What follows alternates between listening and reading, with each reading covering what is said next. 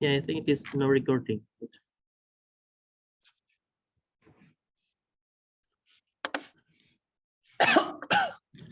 Okay, let's start our session today.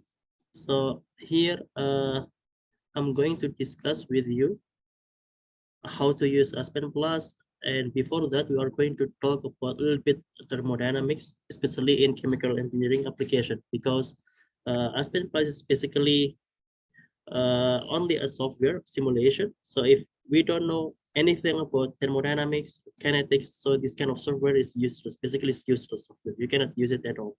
So that's why we have our background, especially in thermodynamics and also in kinetics if you are working on a reactor. So to start with, okay. Yeah, the motivation of this talk is, suppose you are a chemical engineer and then you are in the real chemical plant. So there are a lot of challenges that you will face in this real chemical plant. And one of them is how to calculate or how to estimate the performance of your chemical plants.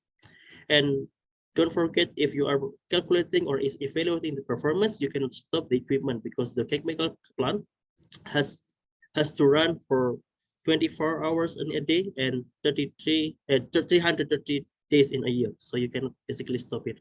So that's why doing this kind of performance evaluation is challenging. So because you will face a lot of problem, for example, expensive equipment, and it's also time consuming, dealing with ton of species, especially when you are working for example in the distillation process, and also in certain circumstances it is difficult and also dangerous because it is at high elevation or it's too hot or high pressure and all this thing. So yeah, luckily we have a solution of this problem. The solution is this PVT equation. PVT equation is an equation that we already know in thermodynamic forms. So let's talk about the PVT equation a little bit. So the PVT equation is basically, this is the simplest one. P is equal RT over V. So this ideal gas. So this equation is two ideal equation because it considered two assumption. The first one is gas molecule doesn't occupy space, but in the reality, gas molecule has its own space, right? And the second assumption is the absence of intermolecular forces. Again, in the reality, there are intermolecular forces. So starting from this simple equation, one scientist named van der Waals, he introduced two terms. First one is repulsive term, and the second one is attractive forces. So this new two term he develops based on his observation and also his experiments. So that's why in ideal case we only have RT over V here. In the van der Waals, we have this term B, which is the volume of the molecules, and also attractive forces. Why attractive forces gives us a minus sign? It is because it is attracting. Well, this part, repulsive pressure or repulsive forces, the one that we measure in the barometer is the energy, repulsive energy from the molecule, right? So if we rearrange this equation, we can get some sort of equation, something like this. So if you look at this equation, it has v to the power of 3, right? Here v square and this v. So this is basically cubic equation. That's why sometimes we call it cubic equation of states. Starting from van der Waals, after that, lots of people start working on this area. So they start developing this equation based on van der Waals understanding. And we can see Zolf-Radix 1, Wenger-Robinson, and lots of equation of states. And again, you can find this equation in Aspen Plus. So don't worry, especially if you have the recent version of Aspen Plus. So I don't think you have problem to find this equation. So no need to like make a root of this equation and so on. So it's very simple. Yeah. So here we don't talk about we don't talk about this equation too much. For example, if you look at your book, so this constant A alpha, it varies with components because each component has its own intermolecular forces. So when you look at molecular thermodynamics, you can understand what happened between these molecules. Okay, let's compare the ideal gas and the the sophisticated PVT or non-ideal PVT equation. So as we know that ideal gas is ideal PVT equation. This is the equation, right? So if you look at these figures, if in this table, when you increase your operating pressure, you will get more error, which is not good, because nowadays, if you talk about, for example, fertilizer plant, so it runs up to it runs at very high pressure. For example, you are talking about hydrogenation of CO and hydrogen for methanol. It runs up at 6 bar, I think. Sorry. So it's very high pressure. That's why ideal gas is not sufficient to estimate performance, because the one that you get is basically not the real one that is happening in the real application, in the real equipment. That's why we have to use the real or non-ideal PVT equation. For example, here I put PVT proposed Bezokozeki. So if you look at these figures, so this is CO2. So these figures, we call it a phase diagram. This diagram, the dot one is the experimental part and the solid line is the simulation. If you look at this one, it fits well with the experimental work. So the model, the result from the modeling fits well with the experimental work. So it means this equation is sufficient. You can use it for your case. So that's what. So I hope you understand about thermodynamics, so you can choose your own PVT equation for your specific problem. Let's dive into our focus, which is energy. So as we discussed earlier, the energy is the maximum work that can be obtained from a system. So let's talk about the exergy balance. Exergy balance is similar to the energy balance. So we have energy in, exergy in is equal to exergy out plus exergy destruction. So exergy destruction is exergy that we lost. Or if you look at the energy perspective, exergy destruction is identical with energy loss. So we want this term as low as possible. So yeah, regarding the exergy efficiency, this is one of the most important parameter that we are going to discuss. So exergy efficiency is basically the exergy out of the system over the exergy in of the system.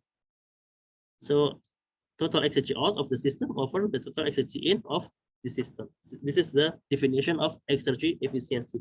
So if you look at the paper, even though we have this default definition, but it's better if you look at the paper. Please go back to their methodology and check their own exergy efficiency. Sometimes they might have their own definition, so this is something that you have to keep in your mind. Yeah, regarding the mathematical definition of total exergy, here we have term total exergy. The total exergy is basically the chemical exergy plus physical exergy. So what is chemical exergy? Chemical exergy is this equation. This is a summation of, this is the mole fraction, and then this is the chemical exergy of I species plus RT at standard condition summation, and this is YI ln YI. So actually this is viscosity, but with some sort of simplification, we can end up with this equation. So how to simplify? You can go back to thermodynamic course. So this is chemical exergy. From this term, one thing that we have to know is this value, chemical exergy of I species, because the fraction of I species, we can find it from the software actually. Sorry. Then, okay, we discussed chemical exergy. Then let's move on to the physical exergy. The physical exergy is basically enthalpy at the operating condition minus enthalpy at standard condition minus T at standard condition multiplied by entropy at at your real condition minus entropy at standard condition. So this is the physical exergy. Oh yeah, one thing. As I mentioned that this value, this is the chemical exergy of the A species, is basically, you can find it in the literature. I put some here, some molecule as a sample. For example, CH4 methane as in a gas phase. This is the value of the chemical exergy. For example, if you are dealing with the steam turbine, so your feed is water. So this is when water in the liquid in the gas phase. This is the chemical exergy of the water. When the water in the liquid phase, this is the chemical exergy. So this is kind of it is constant that you can easily find it in the literature. So for example, you have propane or propylene, you can easily find it in the literature. One thing is, one challenge if you are dealing with coal, biomass, or any solid solid fuel, or for example heavy fuel oil, so something like that. So if you are dealing with some sort of complicated fuel, as long as you have the ultimate analysis or the elemental composition of the product, you can basically estimate based on the statistical equation. So you can check in this literature what is the equation that you can use for estimating the chemical exergy of that complicated species. Okay, let's go to the example. So this is a very simple example. Hopefully you can follow me step by step. So this example, I took it from a book. So Introduction to Chemical Engineering book, Smith by Smith Finance. So let's look at this example. So we have steam at 500 degrees Celsius, and the pressure is 8,600 kilopascal. It's fed to a turbine with the isentropic efficiency of 75%. The outlet pressure is 10 kilopascal. So this is your inlet, and this is compressor.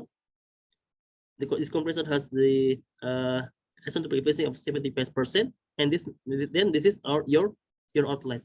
So your task is to measure what is the how much enthalpy you have in this stream, and how much entropy you have in this stream, also how much exergy you have in this stream. Similarly for the second stream, or the outlet stream. Okay, let's look at the solution.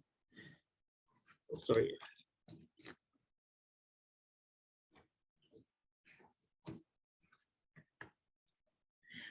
Ideally, because it is on this steam, you can look at the steam table in that book.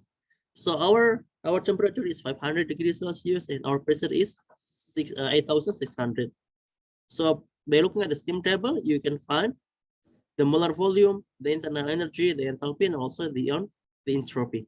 So entropy and enthalpy, this is our interest for time being. So you can find this is the value of this parameter, like this thermodynamic properties. Then this is for the inlet. For inlet, you have the enthalpy of 2000 and the enthalpy of 2000, enthalpy of 6.6. So how about the outlet? In the outlet, you will have the saturated steam. So because we know that the pressure is only 10 kilopascal, so this is the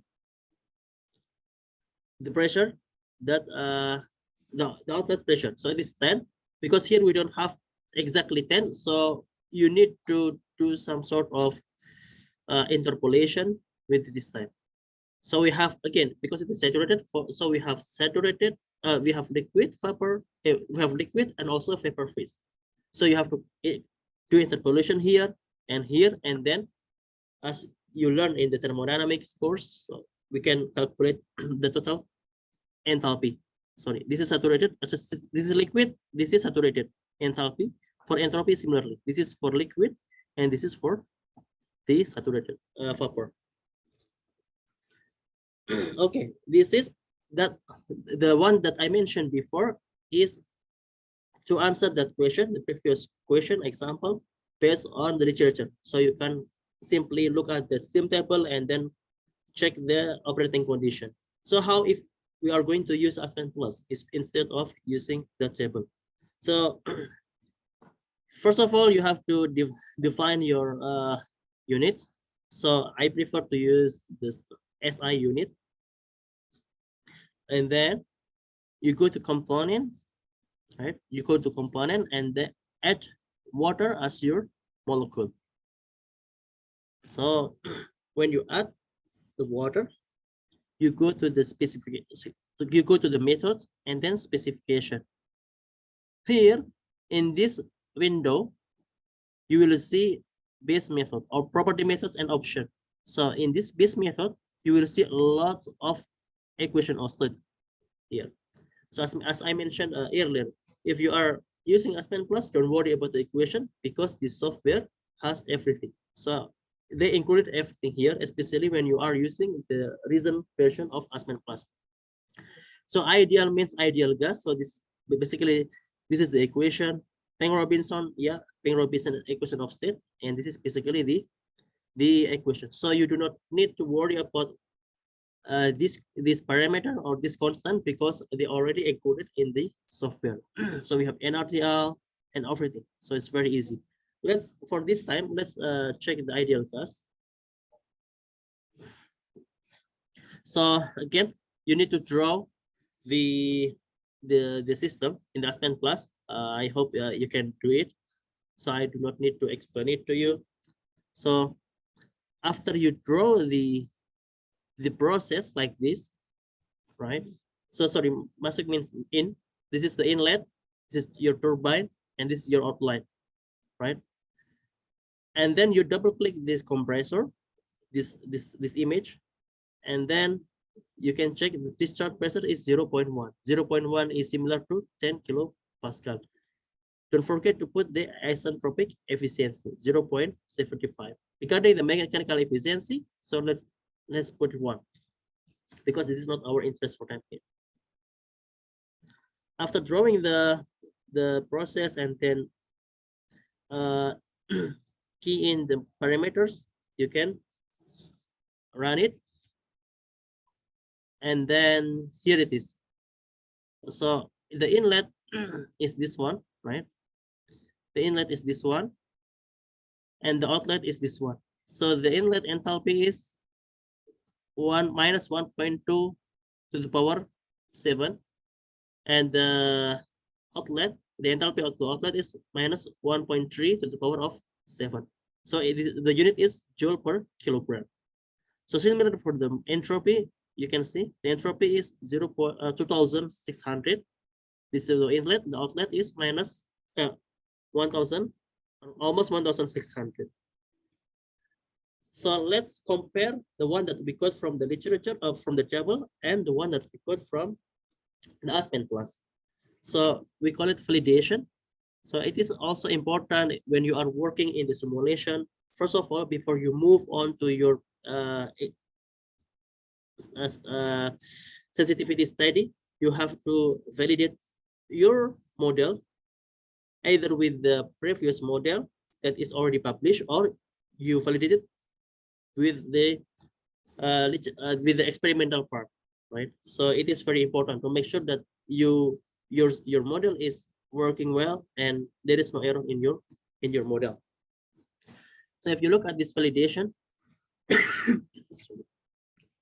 so yeah, regarding the enthalpy in the inlet stream, the enthalpy based on the table is 3,000, while the enthalpy from the Aspen Plus is minus 1,200. Similarly for the outlet, so it's deviates so much. If you look at the entropy, the same thing happened. From the literature, it gives us 6.68, but from the Aspen Plus gives us minus 2.6. Again, it's deviates so much. So then what's wrong? So is it the software that is not working or what? So why they are different? Okay, let's answer this question. So to answer this problem, we have to go back to thermodynamics understanding. So let's revisit the definition of thermodynamic properties. If you look at your thermodynamic course, so enthalpy as a function of T and P here. So we have this kind of equation, right? Enthalpy as a function of T and P. Let's break down this equation. So here we have dH is equal to dH over dt, constant pressure dt. Then this is the enthalpy as a function of pressure, constant T, constant temperature. This is constant. The enthalpy as a function of pressure at constant temperature. So if you look at the calculus of thermodynamics, this term is basically Cp, right? It's basically Cp, and this term, okay, let's break it down. From the calculus of thermodynamics, you can see that dH is basically dH is TdS plus VdP, right? TdS plus VdP over dP at constant temperature. So this dP we can cancel it, and then we end up with this equation, right? Okay, now we have the definition of dH over dP as constant. T is basically equal to, oh sorry, this one ds. We still have ds. Ds is non-measurable properties. We have to convert it into measurable properties. So again, from the calculus thermodynamic, we can see the correlation. This one is basically this one. So here we end up with this equation. So dH over dP at constant T is basically minus T dV over dt at constant T plus V. Let's put it back to the initial equation. So here we have the real equation. So actually dH is equal to minus integral Cp dt plus integral V minus T dV over dt constant P dP. Okay. Sorry, this is a little bit mathematics. So if you look at the previous equation, then we integrate it. As we know that when we integrate it, we basically, because here we have dt, so we have to set the lower boundary and the upper boundary. So lower boundary is always T reference, and this is the T where our process happened. Plus again, similarly for the pressure, P reference, and this is the P actual P, or the P where our process happened. So by doing some sort of this mathematics, you can check by yourself. So for ideal gas, we'll end up with this. So enthalpy is basically integral Cp dt from Tref to T. Yeah, if you look at this equation, so in thermodynamics, we always need the reference condition. So we cannot ignore this. So everywhere, every time we are dealing with thermodynamics, basically you have to have your reference. Your reference condition means you have your Tref or Pref. This is the most common one. Similarly for the entropy, so you can do it by yourself. This is thermodynamics. You will have this. You need to have Tref and Pref to really know the value of your thermodynamics properties. Sorry. Yeah, so we have problem why the values in the literature are different with the one in the Aspen class. Yeah, because thermodynamic property requires Tref and Pref. So, and remember, Aspen class work based on the thermodynamic equations. So a PVT equation, as I mentioned earlier, that's why you have to have your Tref and Pref. But the problem is we have no idea what are the values of Tref and Pref in Aspen class. So far, I did not find what is the Tref and Pref that is being used in Aspen class. So to deal with this problem, I make my own Tref and Pref. Usually I use 1 atmosphere and 25 degrees Celsius as my reference condition. So in this case, you have to put a heater here, right?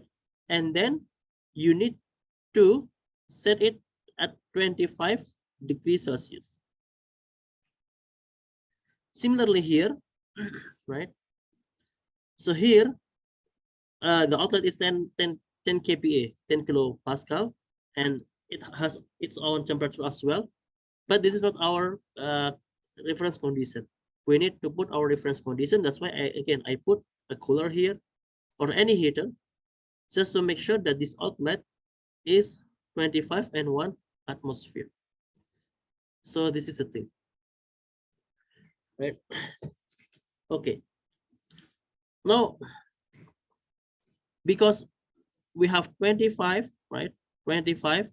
This is our reference, and this is the feed, 500. So this is from the question. Now we have these two components. This is our reference, and this is the actual one. We can calculate, for example, the mass enthalpy. Again, because the integration is from T to TRF, so this one minus this one. So the enthalpy in the feed minus the enthalpy in the inlet, right? So this is the value. Similarly for the entropy, the actual one minus the reference one. This one minus this one, and then we found it, this one, 6.4. Similarly for the outlet, right?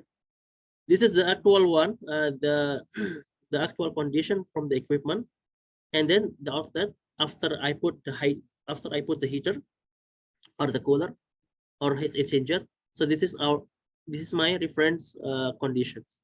Again, let's calculate from this one to this one. Always put your actual to your reference minus reference. So subtract your actual minus your reference. So if you do that, so this is the actual minus reference. This is actual minus reference, right? So you get this one. Similarly for the entropy, this is your actual, right? Minus your reference. So this is your actual entropy. Okay. Now let's look at this. This is the one that we get in the literature, and then this is the one that we get after we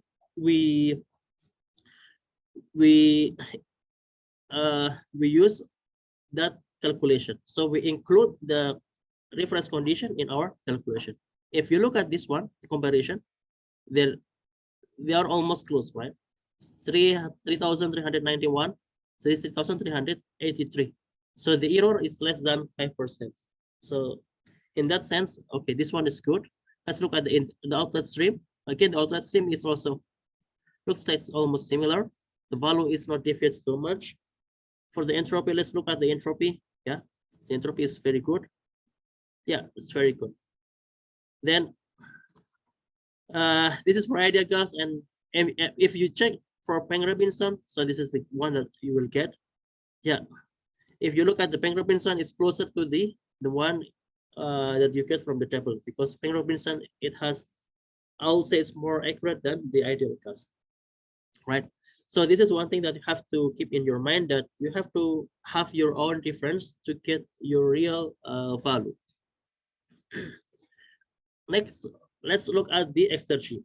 So yeah, before that, yeah, the work here, the work is enthalpy out minus enthalpy in. So this is the work that is being produced from the steam turbine. Okay, let's look at the exergy, because it's our own interest here. So to calculate the exergy efficiency, we basically need to know the exergy in this point and this point, and based on our definition, the exergy efficiency is the exergy of the outlet, the total exergy in the outlet stream over the total exergy in the inlet stream. So to do that, let's calculate the total exergy in the inlet stream first, and then we can calculate the total exergy in the second stream, or the outlet stream. So the exergy at outlet stream in the inlet stream, or point 1. So this is exergy 1 is equal to physical exergy at point 1 here plus chemical exergy at point 1 here. So let's break it down. Let's focus on the physical exergy first. The physical exergy in the point one is basically enthalpy minus enthalpy at reference minus T ref multiplied by entropy at the real condition minus the entropy at reference. So here, based on our previous calculation, the calculated entropy from the Aspen plus is here. Enthalpy from the Aspen plus is this value, 3,383, minus the entropy at reference sorry, the enthalpy at reference, because our reference is 25 and the entropy at reference here also 25 degrees Celsius, so it's basically 0, right? So minus the temperature in Kelvin multiplied by the entropy. Again, this is the one that got from the previous calculation, and entropy at the reference condition is also 0, right?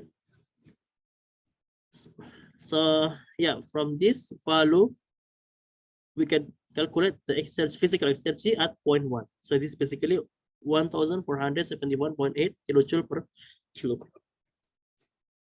So how about the chemical exergy? Let's look at this one. Here the chemical exergy at point one is basically the chemical exergy of water, right? Of water at vapor phase. So if you look at that table, the table that I presented earlier, so I think it's in kilojoule per mole. So you have converted into kilojoule per kilogram. So this is the value. Then the total exergy in the point one is the physical exergy plus the chemical exergy. So this is the total exergy, right? Okay, let's move on to the exergy at point two. The exergy at point two, or at the outlet. So this is, again, we have physical exergy, we have chemical exergy. Regarding the physical exergy, is same thing. This is the enthalpy of this condition minus the reference minus temperature reference multiplied by entropy at this condition minus 0, because it is entropy at a reference condition. So by doing some sort of mathematics, you will get this value. This is your physical exergy. And regarding the chemical exergy, because based on the simulation, we know that 95% of water here is in a vapor phase. So basically, I put a simplification here. So maybe if you want, you can calculate in more detail. So here, I just put the chemical exergy of the vapor phase, because mostly here is vapor phase. So let's sum up the physical exergy and chemical exergy. So this is the one that we have. Okay. Let's calculate the chemical the exergy efficiency. So as I mentioned before, the exergy efficiency is the total exergy outlet over exergy inlet. So exergy outlet is the total exergy here plus the work. Why I put work here? Remember that this turbine is producing work. So work electricity is basically 100% exergy efficiency. You can basically take all the energy, right? So if it is in the form of work or electricity, so you can just put the number. Okay, let's sum up this one, right? Oh, sorry, I did miss the case. It has to be 598 plus 1006 over 2000 to 2002.6. So it's basically 85% exergy efficiency. Right? Then okay, let's check. Is it still lower than the energy efficiency or not? Because as I mentioned earlier, the exergy efficiency has to be lower than the energy efficiency. If you look at the energy efficiency, we consider on the enthalpy, right? So this is our enthalpy in the outlet plus energy work minus over enthalpy in the inlet. So if you look at this, if you are evaluating performance of this turbine based on the energy efficiency, your energy efficiency basically will be 100%. But if you look at the exergy efficiency, it's only 85%. Yeah, as I mentioned before, the energy is conserved, while exergy, it considered the non-reversible process. Okay, hopefully this simple equation, this simple example, you can understand a little bit about it, and you can try it by yourself. Let's move on to case number 2. So in the case number 2, we have more complicated example here. I put boiler here.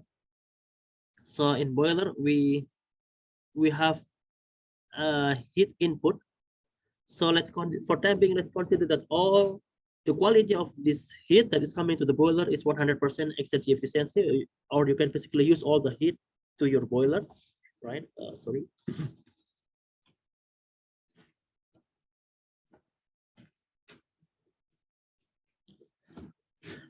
And then you have turbine, you have condenser to convert the vapor phase in this stream into liquid phase, and then you pump it again, you evaporate it here.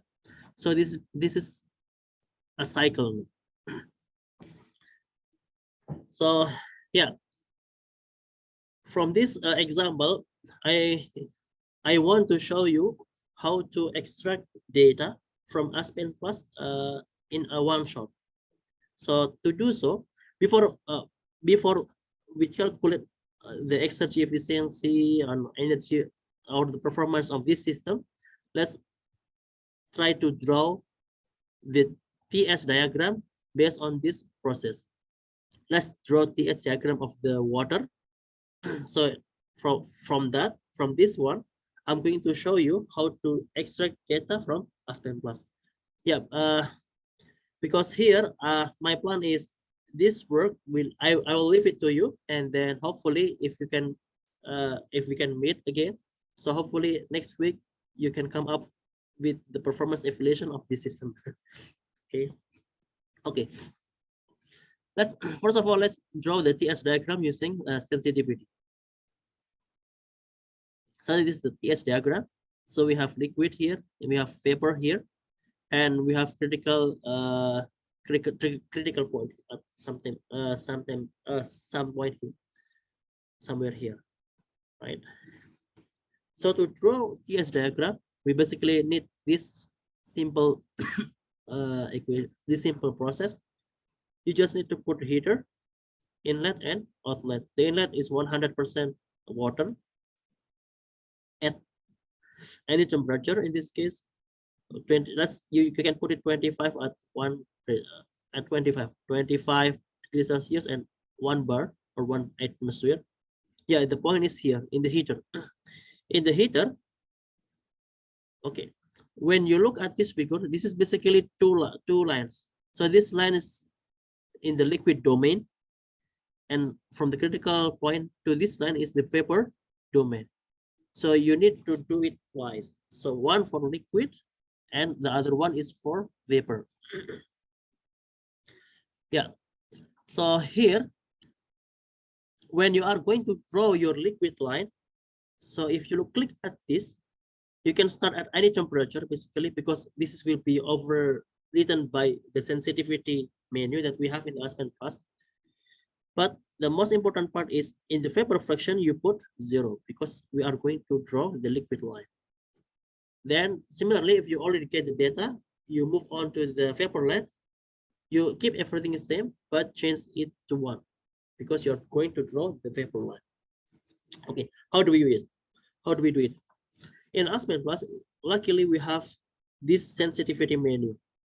I'm not sure in Aspen High Seas, do we have it or no? But in Aspen Plus, we have this kind of menu, which is very, very helpful for us to extract the data. So click on this and then click new, then enter the ID. So in my case, I already put S1. So this, it has to be S1, then press OK. After you pressing OK, you will have this S1. Okay. So double click on your S1. After you double click on your S1, right, this is S1. Go to the vary, and then variable 1. This is variable 1. We can put multiple variable here because, but here we only have one variable. Let's name it variable 1. The block variable, heater, variable temperature, and unit K. So here I'm going to talk to Aspen Plus. I'm going to ask Aspen Plus. Aspen Plus, please change the temperature in the heater block. And sorry, the unit is in Kelvin.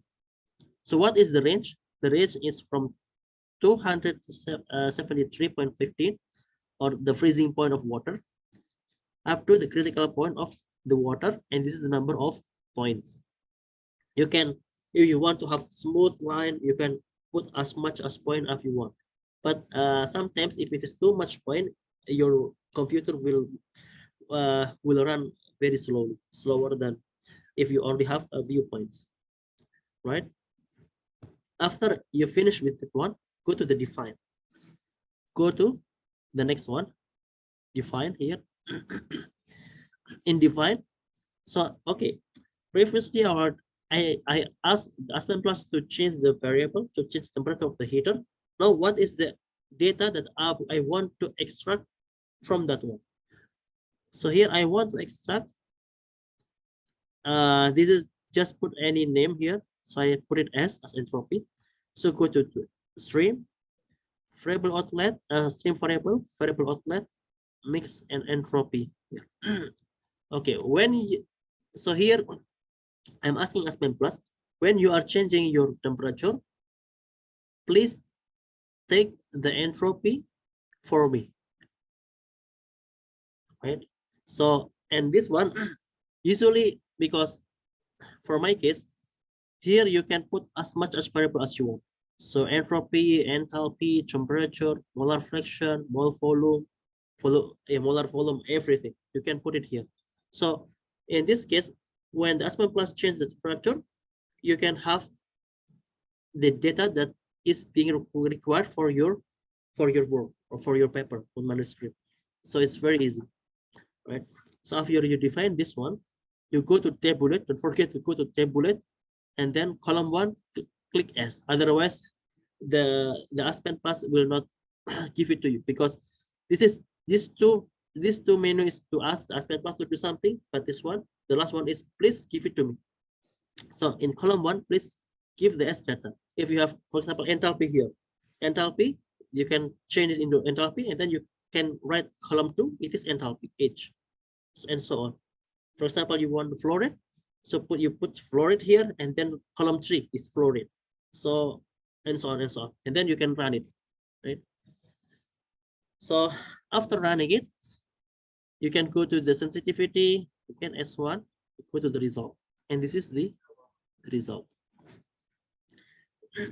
Similarly for the vapor phase, so you will do the same thing, and then you can combine it, and this is the TS diagram from Aspen Plus.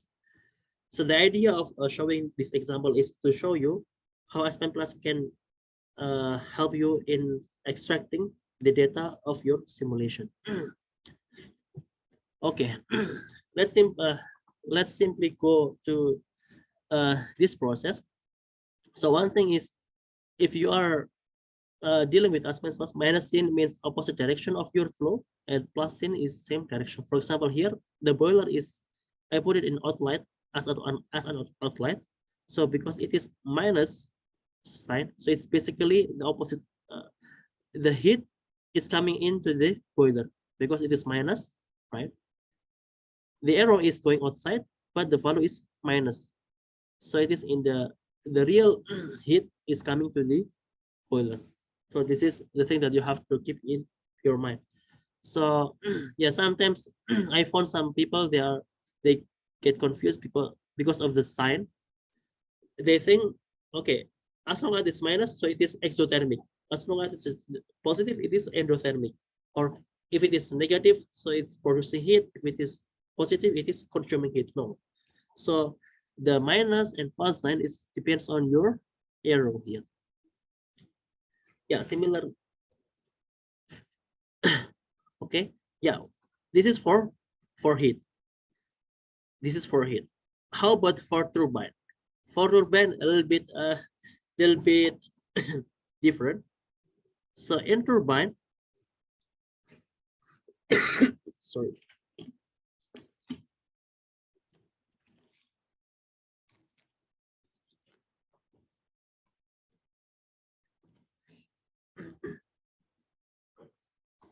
Thank you. So in turbine,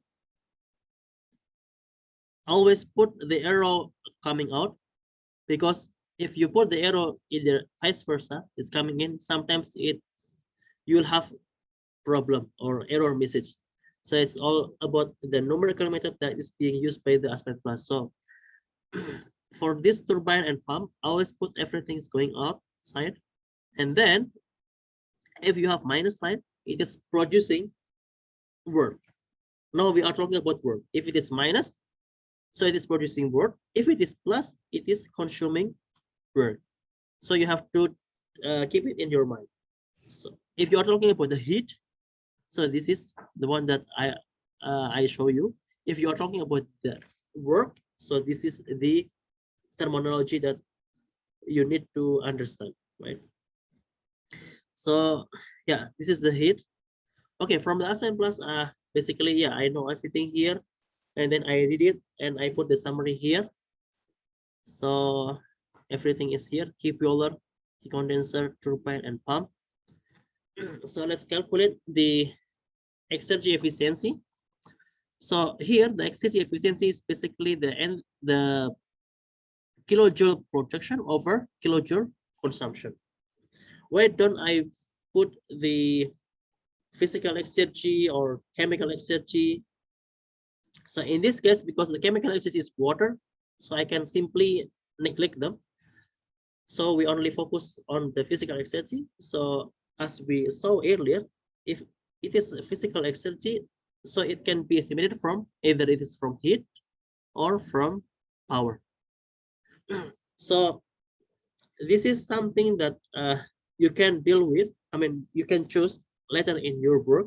So for example, in this boiler, you can simply put this one. So okay, I want to have Q input, and this Q input is basically 100% exergy efficiency. You can, or it means I can use every energy that is being supplied to the boiler.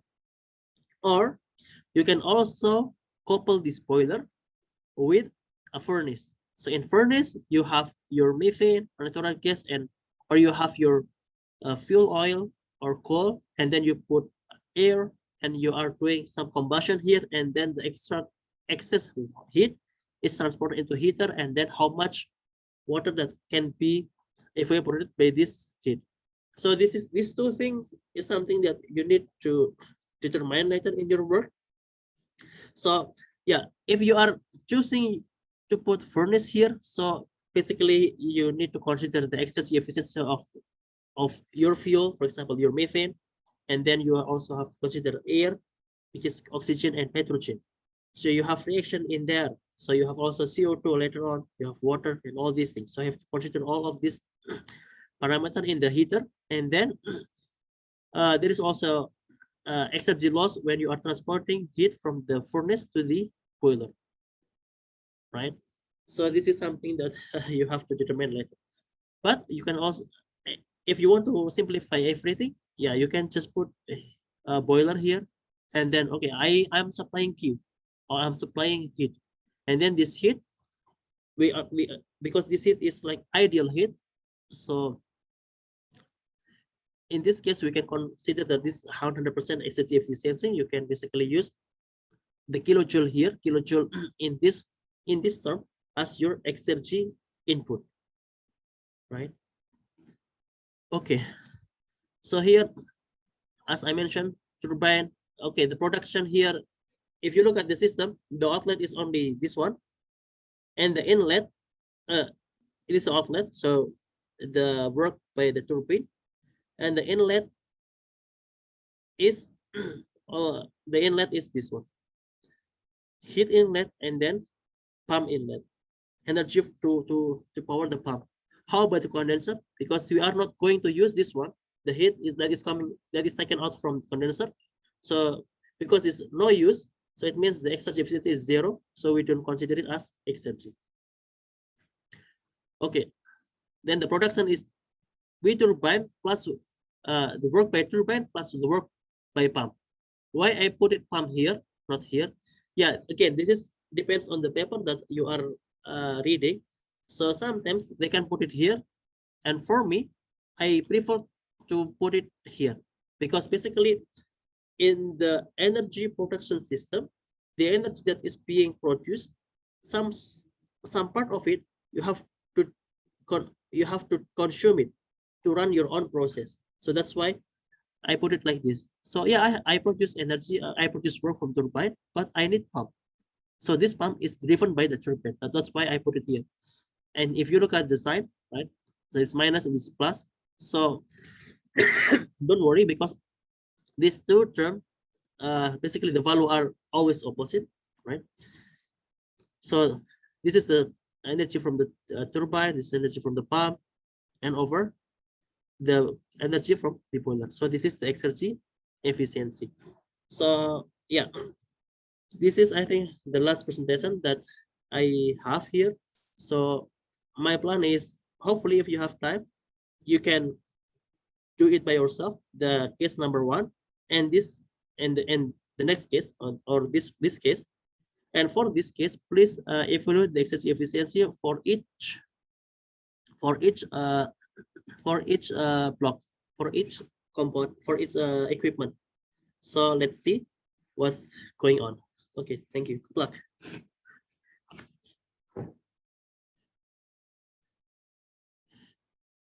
Any question?